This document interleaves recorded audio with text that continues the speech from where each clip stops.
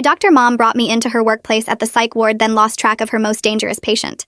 My mom picked me up from school early for bring your kid to work day at the psychiatric hospital where she worked. Remember the rules? Stay close. Don't talk to patients. She went over her patient list as we walked through security. Recreation hour starts in 10 minutes. You can observe from the nurse's station while I check on a few patients. She handed me a visitor badge. And soon, patients started filing in wearing regular clothes, not the straitjackets I'd imagined. Mom pointed out her primary patient from across the room, Nathan. He was younger than the others and sat alone doing a crossword puzzle. She'd talked about him at home sometimes. Brilliant but troubled. Been there 6 months for something she couldn't discuss. I'll just be a few minutes. Stay right here. She walked over to Nathan's table. He smiled and showed her something in the puzzle. Other patients played cards or watched TV. It was weirdly normal for a place full of crazy people. But about 5 minutes later, Mom came back looking for something in her pockets. Have you seen my pen? The good one? No. Did you leave it with that patient? I pointed to where Nathan had been sitting. The chair was empty. The puzzle abandoned, half finished. Mom's face went white as she scanned the room. Nathan wasn't at any of the other tables. He wasn't by the TV. He wasn't in the recreation room at all. Code gray, code gray, she whispered urgently to the nearest nurse. Suddenly, the calm room erupted into controlled chaos. Nurses started counting patients. Security appeared from nowhere. The recreation hour ended abruptly as patients were ushered back to their rooms. But no Nathan. Mom grabbed my shoulders. Did you see where he went? No. I looked away for like 10 seconds. My voice came out scared. They locked down the ward. Security searched every room and closet. Mom pulled up security footage on the nurse's computer. There was Nathan at his table. There was Mom walking away. Then him standing up and just walking somewhere out of frame. The head nurse studied the footage. Check my office and he knows I keep. Mom didn't finish but ran down the hall. I followed despite being told to stay put. Her office door was wide open. The window behind her desk was open too. 3 stories up, but there was a maintenance ladder just outside. Papers scattered on the floor, including what looked like her prescription pad. No, no, no. Mom rifled through her desk drawers. What did he take? Security arrived behind us. My badge. My keys. She checked her coat pockets. My wallet with my driver's license. Home address. The room went silent. Nathan hadn't just escaped. He'd taken everything he needed to find us. To come to our house. Mom pulled out her phone and called Dad, but it went to voicemail. He's been planning this. All those questions about my family. I thought he was making progress. Mom's voice shook. They pulled Nathan's file. Page after page of notes about violent fantasies, obsessive behaviors, drawings they showed me briefly before Mom covered my eyes. 6 months of pretending to get better.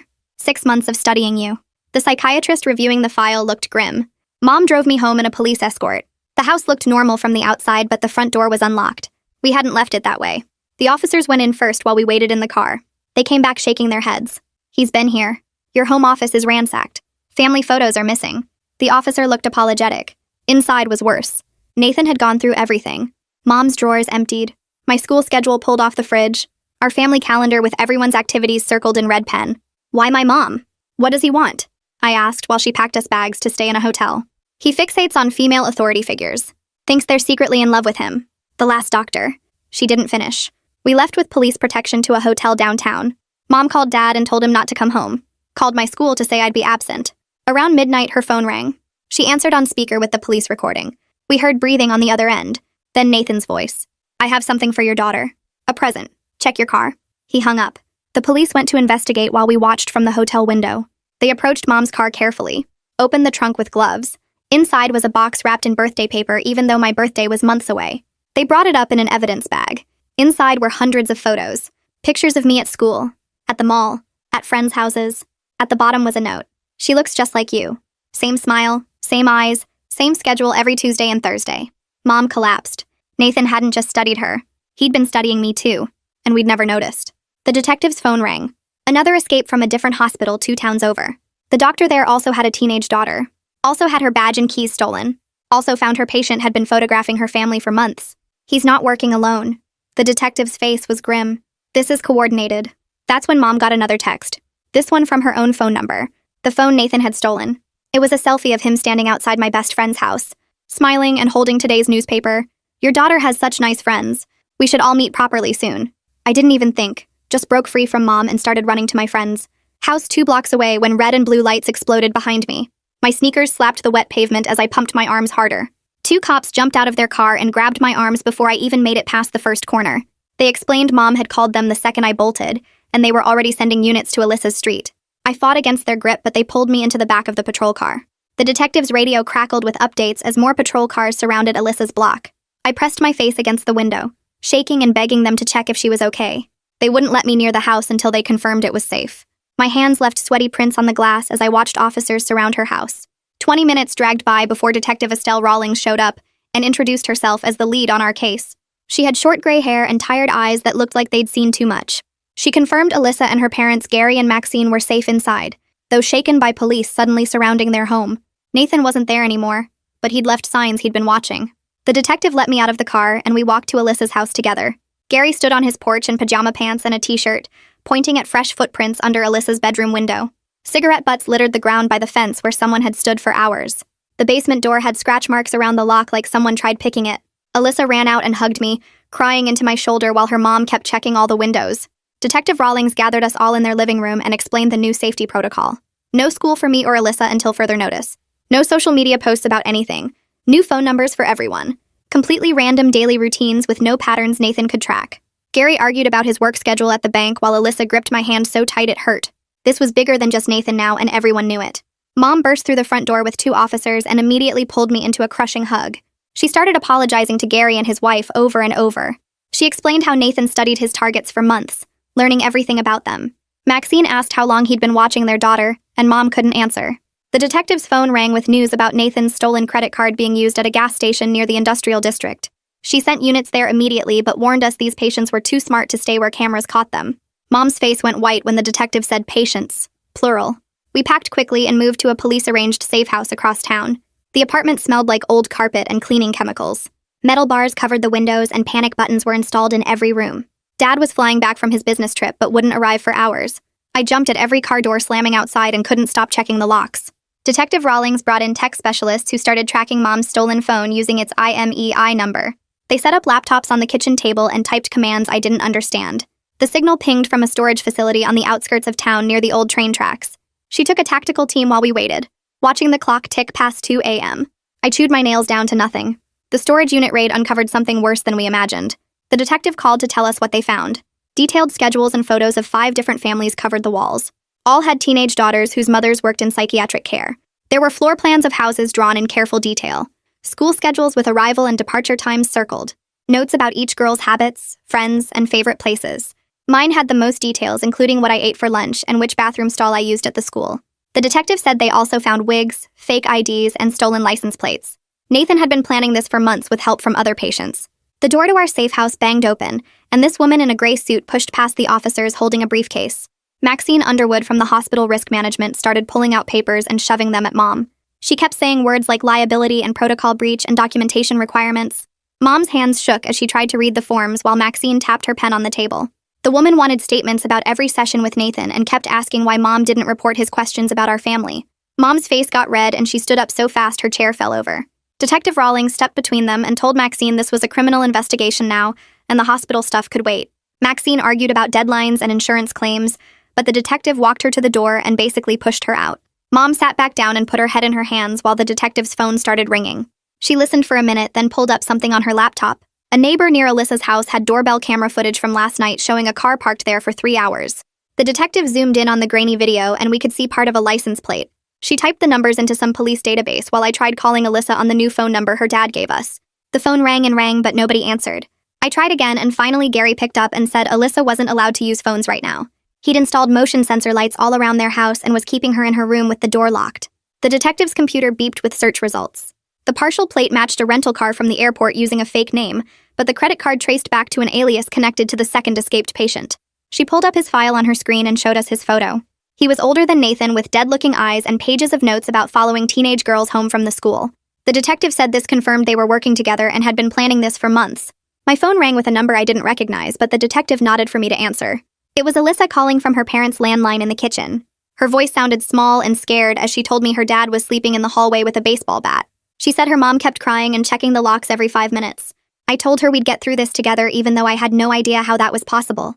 She said she missed normal life and wished we could just go back to last week. Her dad must have heard her because suddenly the line went dead.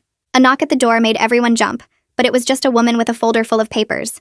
The victim advocate introduced herself and started spreading worksheets across the table about safety planning and restraining orders. She explained how to vary our routines and recognize if someone was following us. Mom kept interrupting to add stuff about Nathan's behavior patterns and how he studied body language. The advocate wrote everything down, but I could see her getting more nervous with each thing Mom said. Mom went to her room and came back with a box of session notes from the past 6 months. She spread them across the floor and started highlighting parts with a yellow marker. Page after page showed Nathan asking about our weekend plans and what I like to do after school. Questions about Mom's favorite restaurants and where we went on vacation. She showed the detective one page where Nathan asked if we had any pets, and another where he wanted to know about my friends. Every question seemed normal at the time, but now we could see the pattern. Mom's voice cracked as she admitted he'd played her perfectly, and she'd thought they were making progress. The detective took photos of all the highlighted sections for evidence. The front door slammed open and Dad rushed in still wearing his business suit from his trip. He immediately started yelling about why we were still in town and not driving to another state. Mom tried to explain, but he kept interrupting, saying we needed to leave right now. The detective had to raise her voice to get his attention. She explained that running would make things worse since Nathan had help and resources. They needed us here as bait to catch him using controlled scenarios. Dad's face turned purple and he started arguing about using his family as bait. The detective's phone buzzed with an alert. An ATM camera downtown had just captured Nathan using Mom's stolen debit card to withdraw cash. She pulled up the footage on her laptop and there he was. He'd changed clothes and was wearing a baseball cap pulled low, but you could still see his face clearly. The timestamp showed it was only 3 hours ago at a bank 6 blocks from here. The detective immediately called for units to search that area while we studied the image. Nathan looked calm, like he was just running normal errands instead of being hunted by police. The detective printed out the photo and started making calls. Within an hour, a judge had signed an emergency restraining order, and police issued a BOLO alert to every unit in 3 counties. Detective Rawlings assigned officers to watch our family and Alyssa's family 24/7. Gary thanked her when she called to tell him, but said he was also hiring private security because he didn't trust anyone to protect his daughter. We spent the rest of the day going over safety protocols and emergency procedures. Around 7 that evening, the doorbell rang and everyone froze. The officer checked the door and found a pizza delivery guy holding 2 large pizzas. Nobody had ordered food. The delivery guy said it was already paid for and handed over the receipt. There was a note taped to the box that said, "Enjoy your meal," in Nathan's handwriting. The detective grabbed the boxes with gloves and called for backup. She traced the order to a burner phone bought with cash, but the call location pinged from right outside our building. Nathan knew exactly where we were hiding. We had 15 minutes to pack before they moved us to another safe house across town. The new safe house was smaller and smelled like old carpet cleaner. We threw our bags in the corner while officers checked every window and door. Mom's laptop chimed with a video call request from the hospital board at exactly 9 the next morning. She had to sit at the kitchen table with papers spread everywhere while 3 administrators stared at her through the screen. They made her go through every single session with Nathan from the past 6 months. She explained each note in his file while they asked why she didn't see the warning signs. One administrator kept interrupting to ask about specific protocols she might have missed. Mom's hands shook as she flipped through pages of treatment notes. They questioned her judgment on letting him participate in group activities. They wanted to know why she didn't report his questions about her family. Requested Reds is on Spotify now. Check out link in the description or comments. The hearing went on for 3 hours with Mom defending every decision she'd made. At the end, they told her she was suspended pending full review, and her medical license was now under investigation. She closed the laptop and just sat there staring at nothing. The victim advocate arrived later with a notebook for me. She said keeping a detailed log would help build the legal case and give me some control over the situation. I started writing down everything weird I noticed, like the white van that drove past our safe house twice, the blue car that parked across the street for 20 minutes with nobody getting out, the way our neighbor kept looking at our door when he walked his dog. My hands shook while I wrote, but it felt better than doing nothing. The advocate said even tiny details could matter later in court. I filled 5 pages that first day alone. Gary called to say he was installing cameras at his house right then. He'd already canceled their family trip to Disney World next month. He kept saying nothing mattered except keeping Alyssa safe from Nathan. The locksmith was there changing every lock while electricians ran wires for the new security system. He asked if I wanted to stay with them once this was all over. Having someone else who understood what we were going through made me feel less alone. His voice cracked when he offered to help however we needed. Detective Rawlings called Mom with news from the storage unit search. Her team had found a key that matched the exact brand of Alyssa's house door lock. Nathan had already made copies and could have gone inside anytime he wanted. Gary was standing next to Alyssa's mom when the detective told them. She broke down crying while Gary immediately called another locksmith to change everything again. They'd been sleeping in that house not knowing Nathan had keys the whole time. The detective said this showed how long he'd been planning everything. That afternoon, Mom's phone rang from a number we didn't recognize. It was a reporter from the local news asking about the escaped patient case. She knew Mom's name and that Nathan had targeted our family. The detective grabbed the phone and told the reporter not to call again. She explained that media coverage could make Nathan escalate his behavior if he saw it. Someone at the hospital had probably leaked information for money. The detective assigned an officer just to monitor news and social media for any mentions of the case. Mom worried that Nathan would see himself on TV and do something even worse. 2 days later, Detective Rawlings came to our safe house with a plan. She wanted to use Mom's stolen phone to send Nathan a message through cloud storage. The message would suggest meeting somewhere public with dozens of undercover cops ready to grab him. Mom sat there thinking for a long time before agreeing to try anything that might end this nightmare. The detective's tech person uploaded a file to Mom's cloud account that Nathan could access from her stolen phone. The message said Mom wanted to talk and understand why he did all this. Within 3 hours, Nathan had responded. His message was long and rambling about how he knew Mom loved him too. He suggested meeting at the farmer's market on Saturday morning near the flower stands. He wrote like he really believed this was some kind of romantic meeting. The detective started making calls to coordinate the operation. She needed at least 30 officers in regular clothes scattered through the market. Some would be vendors and others would pretend to be shoppers. They'd have snipers on nearby roofs and unmarked cars blocking every exit. That night, Mom sat on my bed and we had a hard conversation. I told her straight up that I wouldn't be bait for Nathan no matter what the police wanted. She grabbed my hand and promised immediately that they'd use an undercover officer who looked like her. She said my safety came first with no discussion needed. It was the first time since this started that she put me first without any hesitation. Saturday morning, we watched everything from the police station on security cameras. The undercover officer looked enough like Mom from a distance. She wore Mom's jacket and carried a similar purse. Officers were everywhere pretending to buy vegetables and browse crafts. The detective pointed out each undercover cop on the monitors. We waited for 2 hours, but Nathan never showed up. Then around noon, his accomplice appeared near the flower stand. He walked up to the undercover officer and said something quick. The moment he realized it wasn't really Mom, he turned and ran. Officers chased him through the crowd, knocking over displays and scaring shoppers. He jumped over tables and pushed through people trying to escape. More officers appeared from every direction, but he made it to the parking lot. He ran straight to the river behind the market and jumped in, even though officers were everywhere. They lost him in the current while helicopters searched from above. The detective slammed her hand on the desk in frustration. Later that afternoon, the tech team made a discovery that changed everything. Nathan and his accomplice had been using an encrypted forum where psychiatric patients shared information about their doctors. The detective pulled up post after post about Mom from 3 months ago. There were photos of our house taken from the street, our car in the driveway with the license plate visible, even a picture of me walking home from the school. Other doctors were being discussed too, with their addresses and family information posted. The forum had hundreds of members all sharing ways to manipulate their doctors and plan escapes. Nathan had been getting advice and help from patients all over the state. The detective printed out every single post while Mom read them with tears running down her face. The detective started making calls to other departments while Mom kept scrolling through more posts about our family. Her phone buzzed with an email from the hospital and she opened it with shaking fingers. The review board had scheduled an emergency meeting for the next morning about her handling of Nathan's case. Mom drove us back to the safe house in silence while Dad waited for us there. The next morning, she put on her best suit and logged into the video meeting from the detective's office. I watched from the doorway as 3 board members questioned every decision she'd made with Nathan. They showed charts of warning signs she'd supposedly missed, and asked why she hadn't flagged his obsessive questions about her family. Mom explained how Nathan had seemed to be making real progress, and how he'd manipulated multiple doctors before her. The board members kept shaking their heads and typing notes. After 2 hours, they told her she was suspended pending a full investigation into her treatment methods. Mom accepted it quietly and thanked them for their time. But when she got off the call, I saw her go into the bathroom and heard her crying through the door. Dad went in after her and I heard him telling her over and over that none of this was her fault, and that Nathan had fooled everyone. 3 days later, I had my first video therapy appointment with a counselor the victim advocate had arranged. The woman on the screen had kind eyes and asked me to tell her what scared me most about everything that had happened. I told her about not being able to sleep and jumping at every sound and feeling like Nathan could be anywhere. She taught me this breathing thing where you count to 4 breathing in and hold it for 4, and then breathe out for 4. We practiced it together, and she explained how predators like Nathan pick their targets carefully and study them to find weaknesses. She said what happened wasn't my fault, or Mom's fault, and that Nathan was sick in a way that made him dangerous. The breathing exercises actually helped when I felt my chest getting tight. That same afternoon, Gary called the detective in a panic because Alyssa had found something in their mailbox. We rushed over with 2 officers and Gary showed us a letter made from magazine words cut out and glued to paper. It said, "Stop hiding her from me," with no signature or return address. The detective put on gloves and bagged it for evidence but said there probably wouldn't be fingerprints or DNA. Gary was pacing back and forth saying he was thinking about sending his family to stay with relatives in another state.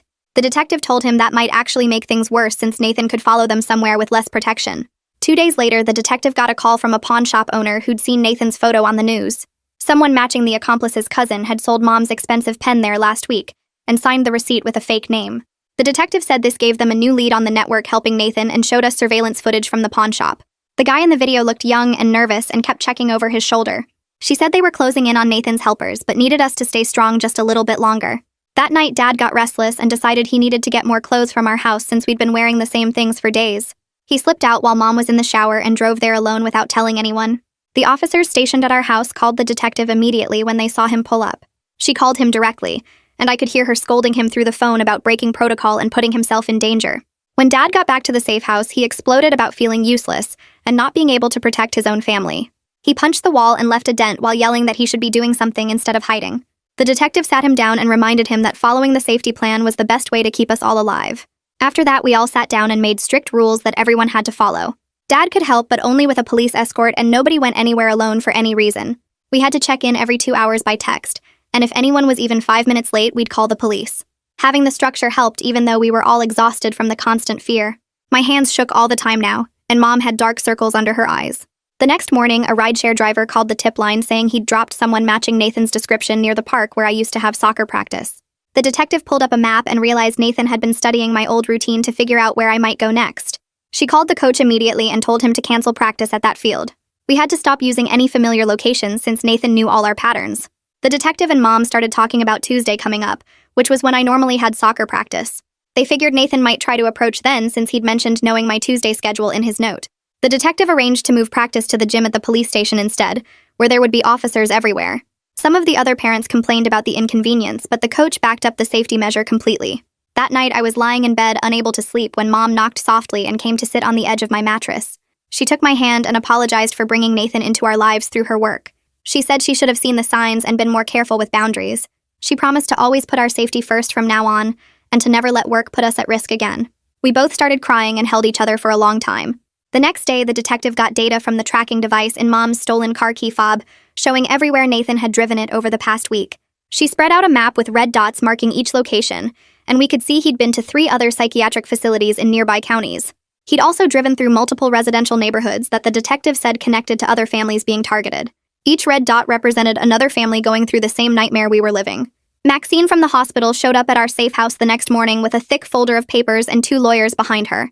She pushed past the officer at the door and demanded Mom sign something right away. Mom took the papers and started reading while Maxine tapped her foot and kept checking her watch. The documents were full of legal words about not talking to the media and not saying anything bad about the hospital. Mom's face got redder with each page she turned. She looked up at Maxine and said she wouldn't sign anything that stopped her from warning other families. Maxine started talking about the hospital's reputation and how this could hurt their funding. Mom stood up and told her that keeping families safe was more important than money.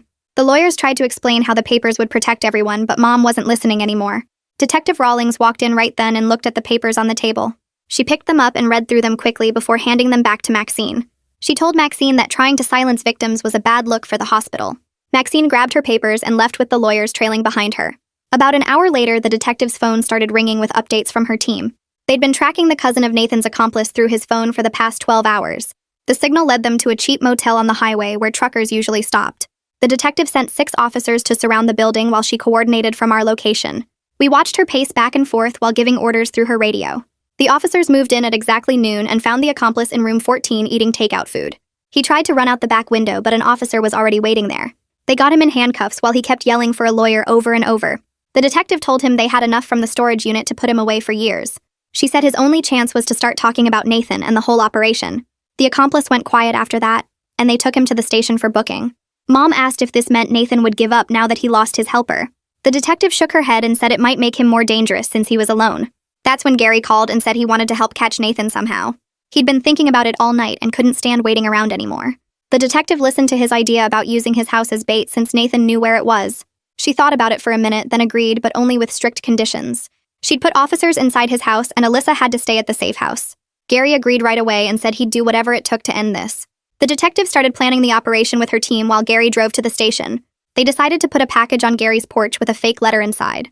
The letter would be addressed to me and say that Alyssa wanted me to come visit her. They figured Nathan would see it and try to grab it since he was obsessed with both of us.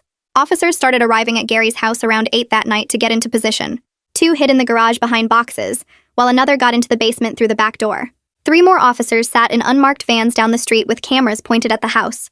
Gary put the package on his porch at exactly 10 o'clock, then went inside to wait. The detective drove Mom to the police command post where they had all the camera feeds set up. I got taken to a small room at a different station with 2 officers watching me. The room had no windows and only one door that they locked from the outside. I couldn't sit still and kept walking in circles around the tiny space. The officers tried to get me to eat something, but my stomach was too tight. One of them let me use her phone to text Mom every 30 minutes. Mom texted back that nothing was happening yet and to stay calm. The hours dragged by slower than anything I'd ever experienced. My legs hurt from pacing, but I couldn't stop moving. At 2 in the morning, Mom stopped texting back, which made me panic. The officer said it probably meant something was happening and Mom was busy. I pressed my ear against the door, trying to hear anything from outside.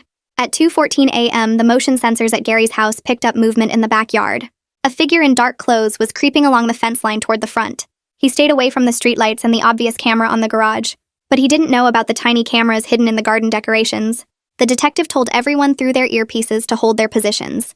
Nathan moved closer to the porch and stopped to look around. He waited for 5 whole minutes just watching the house. Then he walked up the steps and reached for the package. The second his hand touched it, officers burst out from everywhere at once. Nathan tried to run, but Detective Rawlings herself came around the corner and tackled him. He fought back hard, and she had to use pepper spray to stop him. 2 other officers helped get him in handcuffs while he screamed about Mom. He kept saying she betrayed him, and that she loved him, but was too scared to admit it. The officers dragged him to a patrol car while he kept yelling. They searched his pockets and found Mom's badge and keys and wallet. He had a second phone with hundreds of photos on it, including families we didn't know about. The detective said this evidence would put him away for decades at least. She called Mom at the command post to tell her it was over.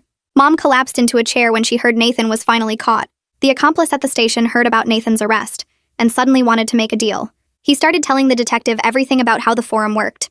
He gave them names of other dangerous patients and explained how Nathan organized everything. He said Nathan picked the targets and planned all the escapes. His testimony would help protect dozens of families from similar situations. The detective recorded everything while the prosecutor prepared charges. 3 days later, Mom had to give her formal statement to the prosecutors about Nathan's treatment. She sat in a conference room for 6 hours going through every session and decision. She admitted she missed warning signs because Nathan was so good at manipulation. She explained how he used her empathy against her by pretending to make progress. The detective sat beside her the whole time and kept telling the prosecutors that Nathan fooled multiple professionals. She pointed out that the other doctor at the second hospital fell for the same tricks. The prosecutor said they understood, but the hospital review would still continue. Mom nodded and said she accepted whatever consequences came from this. 2 weeks passed before Gary called to say the security company finished installing cameras at every angle of their house. He showed me the app on his phone where he could check all 16 feeds at once, and the motion sensors that sent alerts for anything bigger than a cat. His wife kept adjusting the new deadbolts on every door and testing the panic buttons they put in each room. Alyssa was allowed to go in the backyard alone now, but only during daylight, and Gary still watched from the kitchen window. Our families started having dinner together every Sunday, and nobody talked about Nathan, but we all knew why we needed to be close. The first day back at the school came with a security guard named Logan, who followed me between classes and stood outside the bathroom. Kids whispered and pointed in the hallways, and some asked if I was famous or in witness protection. Alyssa met me at my locker every morning, and we walked to first period together while Logan stayed 10 feet behind us. The counselor gave us passes to eat lunch in her office away from the staring and questions. We picked at our sandwiches and tried to talk about normal stuff like homework, but kept checking our phones for texts from our parents. 3 days into the school week, we got pulled out of class for Nathan's arraignment at the courthouse downtown. Mom sat in the front row with the prosecutor while Dad and I stayed in the back with other families. Nathan shuffled in wearing an orange jumpsuit with chains connecting his wrists to his waist and his ankles together. His lawyer stood up and said Nathan pleaded not guilty by reason of mental disease or defect. The judge looked at the stack of evidence folders and denied bail immediately. Nathan turned to look at Mom and mouthed something before the guards pulled him away. The hospital review board called Mom in the next morning for their final decision about her license. She wore her best suit and brought 3 binders of continuing education certificates she'd completed online. They put her on probation for 18 months with required supervision for all patient sessions and extra training on recognizing manipulation tactics. Her supervisor, Dr. Chen, volunteered to be her mentor, and 2 other doctors shared stories about patients who fooled them too. The victim services coordinator helped us file paperwork for insurance coverage that paid for new locks and window sensors and family counseling twice a week. She showed us a thick folder of programs for crime victims, including therapy dogs and support groups, and emergency relocation funds if needed. Dad spent hours reading every document and highlighting sections about reimbursement for time off work. 3 weeks after Nathan's arrest, we sat down for dinner without anyone checking the locks first. Dad made Mom's favorite pasta, and we actually watched a whole episode of some cooking show without jumping at every noise outside. I slept 6 hours straight that night without any nightmares about Nathan standing in my room. The next Saturday morning, Alyssa texted asking if I wanted to walk to the corner store for snacks. Our parents had a whole discussion on the porch about whether it was safe and finally agreed if we stayed together and came straight back. We bought candy bars and chips and walked home holding the bags like trophies while our parents watched from the front steps. Detective Rawlings stopped by the next week with news that made Mom cry with relief. They arrested 2 administrators from the forum where Nathan organized everything and shut down 3 mirror sites. She was working with federal agents now to track similar networks and prevent copycat cases. Mom shook her hand for a long time and kept saying thank you over and over. My therapist helped me create a safety checklist during our session that included trusting gut feelings and telling adults about anything weird. I shared it with the school counselor who made copies for other students and asked if I'd be willing to speak at an assembly next year about recognizing dangerous situations. The thought made me nervous, but I said maybe if Alyssa could do it with me. The victim advocate connected us with 3 other families whose doctors were targeted by the forum. We met at a community center conference room with coffee and cookies that nobody really ate. One family from 2 states away was 8 months past their incident, and the mom talked about how they learned to feel normal again. Another family's daughter was in college now and said the fear never fully goes away, but it stops controlling your life. Hearing their stories made ours feel less crazy and more like something that happened to real people who survived.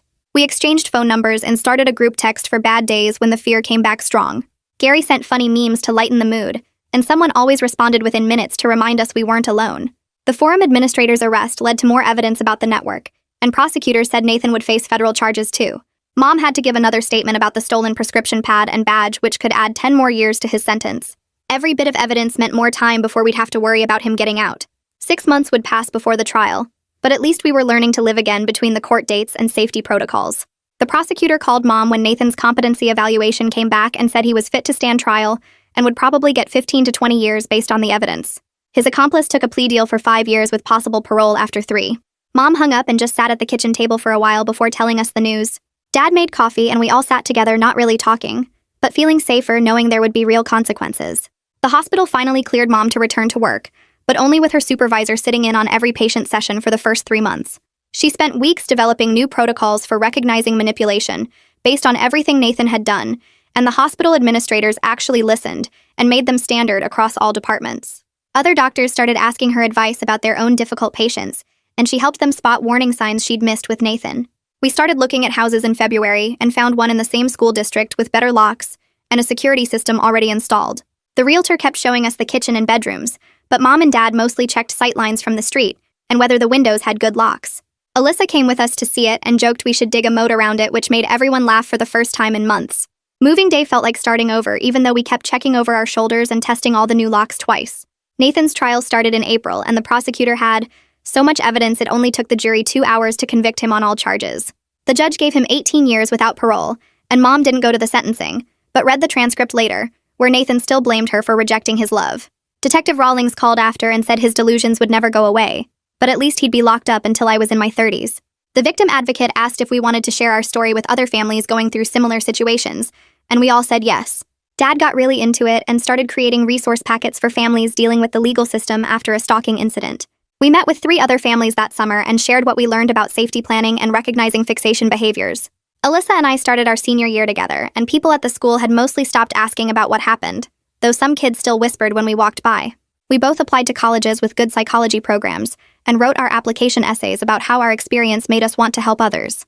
The guidance counselor said our essays were powerful, but suggested we also write about other interests, so we wouldn't be defined by one terrible event. Graduation day was sunny, and both our families sat together with Gary manning the grill at the celebration afterward. We took pictures and ate hamburgers, and for a few hours it felt like any normal graduation party, except for how our parents kept scanning the crowd. Mom's work with the new safety protocols got noticed by other hospitals, and she started getting invited to speak at conferences. The hospital promoted her to department head with a focus on threat assessment, and she developed screening tools that could identify dangerous fixations early. She traveled to train staff at other facilities, and always came back with stories about doctors who thanked her for helping them avoid their own Nathan situations. I started college that fall, living in the dorms, but coming home every weekend at first. Alyssa went to a school 2 hours away, but we texted constantly and visited each other once a month. We both took intro psychology classes, and our professors had no idea why we already knew so much about personality disorders and threat assessment. Sophomore year, we both got internships at victim advocacy centers and realized we were actually good at helping people feel less alone. Our families stayed close with dinners every few weeks, and Gary still made jokes about the moat whenever we talked about home security. Mom published her screening protocols in a medical journal, and suddenly she was getting calls from hospitals all over asking for training. Dad framed the article and hung it in his office next to pictures of our family looking happy and safe. 3 years passed with no word about Nathan except annual victim notifications that he was still in the same prison. The fear faded into background noise that only got loud on certain anniversaries or when someone mentioned crossword puzzles. I graduated college and started a master's program in clinical psychology, focusing on trauma recovery. Mom's protocols were being used in psychiatric facilities across the country, and she estimated they'd prevented dozens of dangerous situations. Dad still volunteered with victim advocacy groups and had helped over 50 families navigate the court system. Alyssa was in law school planning to become a victims' rights attorney, and we still talked every week about everything and nothing. 5 years after that terrible day at the hospital, I was sitting in my graduate school library studying for comprehensive exams when I realized I hadn't thought about Nathan in weeks. Mom was speaking at a national conference about her threat assessment tools that were saving lives every day. Dad had his own support group for families of stalking victims that met monthly at the community center. Our family bonds had become unbreakable through everything we survived together, and Nathan was just a footnote now in our story of learning to help others avoid what we went through. That's everything I wanted to share. If one part of it stuck with you, then it was worth telling. Hit subscribe and let's keep building on it.